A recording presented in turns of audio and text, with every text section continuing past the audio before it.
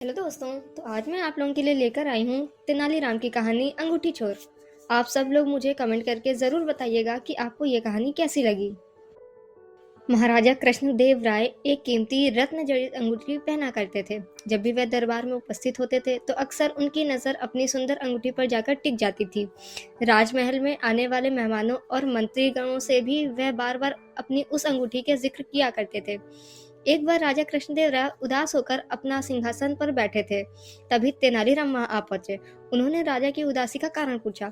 तब राजा ने बताया कि उनकी पसंदीदा अंगूठी खो गई है और उन्हें पक्का शक है कि उसे उनके 12 अंगरक्षकों में से किसी एक ने चुराया है। चूंकि राजा कृष्णदेव राय का सुरक्षा घेरा इतना चुस्त होता था कि उसे चोर उचक्का या सामान्य व्यक्ति उनके नजदीक नहीं आ सकता था। तेनालीराम ने तुरंत महाराजा से कहा कि मैं अंगूठी चोर को बहुत जल्द पकड़ लूंगा। यह बात सुनकर राजा कृष्णदेव राय बहुत प्रसन्न हुए। उन्होंने तुरंत अपने अंगरक्षकों को बुलाया। तेनालीराम बोले, राजा की अंगूठी आप 12 अंगरक्षकों में से किसी एक के पास है, लेकिन मैं इसका पता बड़ी आसानी से लगा लूंगा। जो सच्चा है उसे डरने की कोई जरूरत नहीं है और जो चोर है वह कठोर दंड भोगने के लिए तैयार हो जाए। तेनालीराम ने बोलना जारी रखा, आप सब मेरे साथ आइए, हम सबको काली माँ के मंदिर जाना है।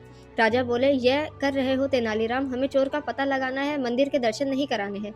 महाराज आप धैर्य रखिए, जल्द ही चोर का पता चल जाएगा। तेनालीराम ने राजा को सब्र रखने को कहा।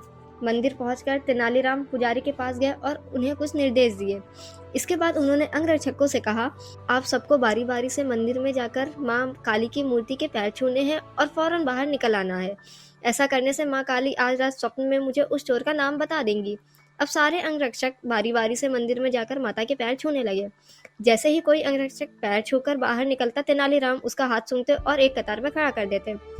कुछ ही देर में सभी अंगरक्षक एक कतार में खड़े हो गए।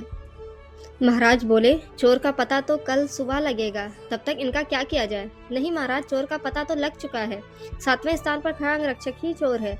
ऐसा सुनते ही वह अंगरक्षक भागने लगा, पर वहां मौजूद सिपाहियों ने उसे धर दबोचा और कारागार में डाल दिया।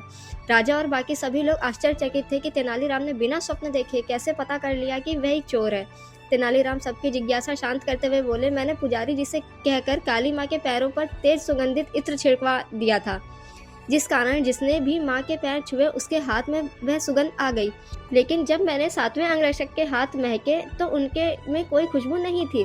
उसे पकड़े जाने के डर से माँ काली की मूर्ति के पैर नहीं छुए थे, इसलिए यह साबित हो गया था उसके मन में पाप था और वही चोर है।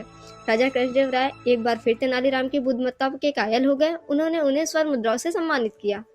यदि आपको हमारी यह कहानी पसंद आई हो तो हमें लाइक, सब्सक्राइब, शेयर करना ना भूलें और हमारी नई कहानियों का नोटिफिकेशन तुरंत पाने के लिए बेल आइकन को ज़रूर प्रेस करें।